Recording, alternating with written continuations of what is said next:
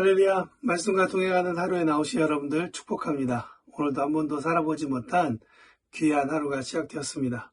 말씀을 듣고 하나님의 마음을 시원케 해드리는, 또 우리의 하루를 승리하게 하는 그런 귀한 묵상의 시간이 되기를 바랍니다. 사도신경으로 우리의 신앙을 고백하며 오늘 말동안 시작하겠습니다.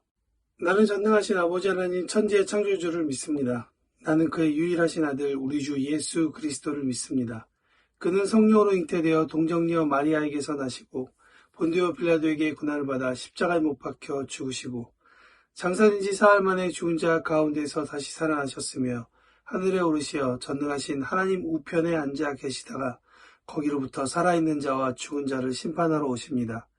나는 성령을 믿으며 거룩한 공교회와 성도의 교제와 죄를 용서받는 것과 몸의 부활과 영생을 믿습니다. 아멘.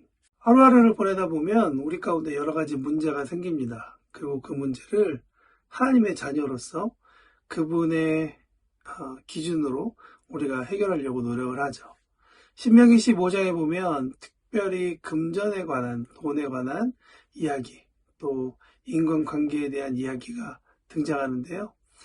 이런 부분에 문제가 있을 때 아마 오늘 말씀이 도움이 되지 않을까라는 생각이 듭니다. 친구 간에도 돈이 끼게 되면 즉 그 관계가 참 어색해지기도 합니다. 하물며 돈 때문에 만들어진 관계라 그러면, 인간관계라고 하면 어떻게 될까요? 아마 조금 더 복잡해질 수 있겠죠. 신명기 당시 이스라엘 사회에서는, 또 이스라엘이 들어가게 될 이 가나안 땅의 사회에서도 역시 돈을 빌려주는 것과 스스로 종이 되는 것을 선택하는 사람들이 있었습니다. 종과 노예는 조금은 다른데요. 노예는 어떤 전쟁이나 여러 가지 그런 자기가 원하지 않는 상황 가운데 종이 되는 것이고, 이 고대 국가에서 종이 된다는 것은 우리가 성경을 조금만 더 읽어보면, 쉽게 오늘 본문을 읽어보면 이해할 수 있지만, 어떤 특별한 사정이 생겨가지고 스스로가 종이 되는 어떤 계약직의 그런 모습이라고 우리는 이해하면 좋을 것 같습니다. 그렇기 때문에 이 종이 된다는 것, 또 누군가에게 돈을 빌려준다는 이 주제는 고대 사회에서뿐만 아니라 오늘날 우리에게도 한번 적용해 볼 수 있고 생각해 볼 수 있는 그런 주제이죠. 왜 그렇게 돈을 빌려주게 되었고 또 왜 스스로 종이 되게 되었는가라는 그 원인을 살펴보면 생계 때문입니다. 제가 월요일마다 함께 나누고 있는 일터신앙에서도 지난주에 함께 나눴던 이야기인데요. 하나님께서 이스라엘의 출애굽 광야 생활 동안 만나와 메추라기를 주신 목적, 여러분 한번 생각해 보셨습니까? 첫 번째는 하나님께서 이스라엘을 살려주시기 위함도 있지만, 그러나 궁극적인 목적은 무엇이냐면 그렇게 하나님께서 필요할 때마다 이스라엘을 채워주시는 그 하나님을 기억하라는 하나님의 메시지입니다. 공급해 주시는 하나님을 알게 하기 위함이라는 것이죠. 여러분, 이 메시지는 우리에게 무엇을 주냐면, 특별히 이스라엘 백성들에게 무엇을 주었냐면, 광야에서도 너희들에게 하나님께서 이렇게 공급하셨으니 이제 가나안 땅에 들어가서도 여전히 광야만큼, 아니 그보다 더 많은 고생할지라도 하나님께서 채워주시는 분임을 기억하라는 그런 내용인 것입니다. 광야 생활을 한번 되돌아보면 부족함 없이 정확하게 하나님께서 이스라엘의 필요한 것을 채우셨다는 것을 우리가 지난 시간 동안 계속 묵상해 왔습니다. 그렇다면 광야는 어떤 것이죠? 하나님께서 채워주신다는 것을 공부한 곳입니다. 여러분, 채워주신다는 것은 무엇을 얘기하냐면 그 채움이 필요한 그 사정을 알고 계시다라는 것이죠. 하나님은 채워주실 뿐만 아니라 그 채워주시기 이전에 이스라엘의 필요를 알고 있다는 것이죠. 이 사건이 우리에게 주는 메시지는 무엇입니까? 첫 번째는 공급해 주시는 하나님을 기억하라는 것이죠. 이스라엘뿐만 아니라 우리 가운데 우리의 필요를 공급하실 때 하나님께서 그 상황을 너무나도 잘 알고 계셔서 부족함 없이 채우시는 따뜻한 하나님을 우리가 기억해야 한다는 것이죠. 두 번째, 공급에 대한 필요가 있을 때 여전히 우리는 하나님을 택할 것인가, 신뢰할 것인가 라는 질문도 하고 있다는 것입니다. 광야에서나 가나안 땅에서 그 어떤 곳에서도 공급하실 하나님을 신뢰할 수 있냐라는 것입니다. 그렇다면 이 두 가지 메시지는 우리에게 이러한 질문으로 나아갑니다. 나에게 공급해 주실 하나님을 신뢰하며 그분의 방식으로 하나님의 공급이라는 그 방식을 따라 내가 순종하며 나 역시도 그렇게 공급하는 삶을 살 것인가. 조금 더 구체적으로 얘기하면 오늘 본문에 나와 있는 것처럼 이웃을 향하여서 나도 하나님의 공급 방식으로 살아갈 수 있는가, 하나님께 영광을 돌릴 수 있는가 라는 그런 질문이 될 것입니다. 오늘 본문은 세 단락으로 나와 있는데요. 특별히 오늘은 저와 여러분이 1절부터 18절에 있는 두 단락을 통해 여러분과 함께 나누기를 원합니다. 1절부터 11절은 가난한 사람의 빚을 면제해주는 그런 율법입니다.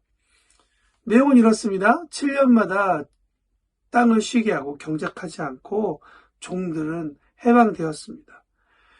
그렇게 된다면 여러분, 빚진 사람은 7년째에 해가 되었을 땐 아무것도 할 수 없는 그런 상황 가운데 놓여진다는 것을 알게 되죠. 더더욱 갚을 능력이 없게 되는 것입니다. 그래서 학자들마다 이 7년에 돌아오는 이 면제해를 어떻게 해석해야 되느냐라는 내용들이 있는데요. 많은 학자들은 그 해만큼은 빚을 독촉하지 말라는 하나님의 명령이다라고 뜻을 해석합니다. 그러나 어떤 학자들은 가족의 부양 등을 위해 빌려온 돈에 대해서만큼은 영원히 탕감해 주라는 하나님의 명령으로 이해한 것입니다. 무엇을 이야기할까요? 이것은 우리에게 두 가지 중요한 메시지를 주죠.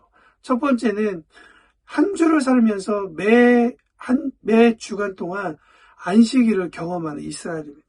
그렇다면 무엇입니까? 7번째 날에 안식을 해도 하나님께서 공급해 주시니 하나님께서 공급해 주시는 분임을 기억하며 하나님의 공급에 의지하라는 것을 이야기합니다.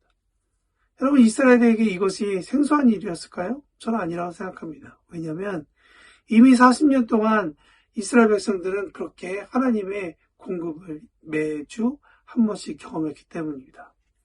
벌써 이 정도 얘기하시면, 말씀드리면 여러분들 감이 오시죠? 바로 만나 사건입니다. 만나를 통해 이스라엘 백성들은 하나님을 경험했죠. 두 번째, 이 중요한 메시지는 뭐냐면 4절에 보니까 이스라엘에게 가난한 자가 없게 하기 위해서다. 아무도 비참하고 수치스러울 정도로 가난하여 그들의 민족과 신앙에 치욕을 돌리는 일이 없도록 저들의 명예를 잘 보존해 줘야 된다라고 이야기를 하는 것입니다. 저도 자녀가 둘이 있지만 이제 이 아이들이 크면 어떠한 사람들이 될지 저도 참 궁금합니다. 그런데 만일 이 둘 중에 한 명은 가난하고 한 명은 부유하다면 부모로서 참 마음이 아플 것 같습니다. 그렇다면 부모로서 이 아이들에게 어떤 이야기를 할까? 당연히 서로 도우며 살라라고 이야기를 할 수 있을 것 같습니다.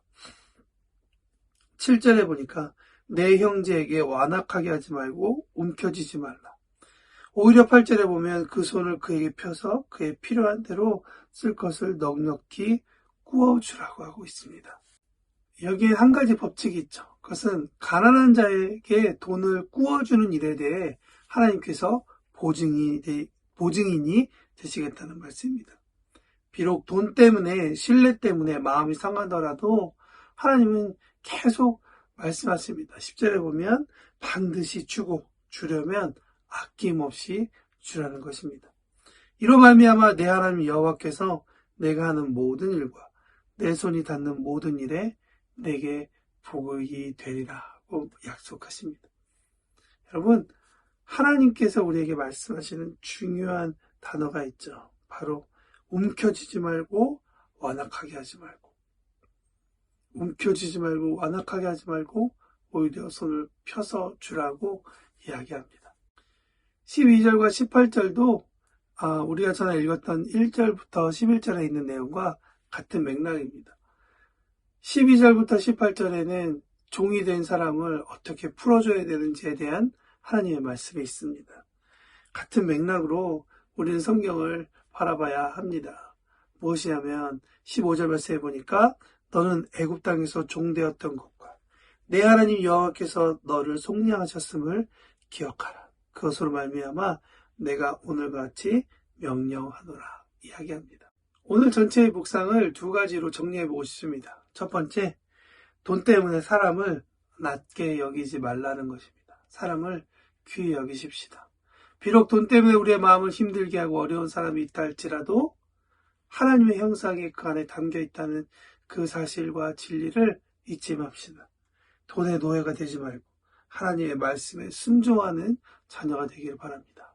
두 번째, 은혜의 때를 함께 누리라는 그 하나님의 마음을 우리가 이해하고 그 마음 앞에 우리가 좀 더 다가가길 원합니다. 특별히 너는 애굽 땅에서 어떠했는지를 되돌아보라. 주의 말씀이죠. 우리 모두가 다 힘들고 어려웠던 때, 누군가에게 돈을 빌렸고 누군가에게 종이 되었던 때를 한번 기억해 봤으면 좋겠습니다. 그때를 기억하며 가난하고 힘들고 어려운 사람에게 하나님의 선대함, 하나님의 선함으로 우리가 대하는 그러한 하루 시작되었으면 좋겠습니다. 혹시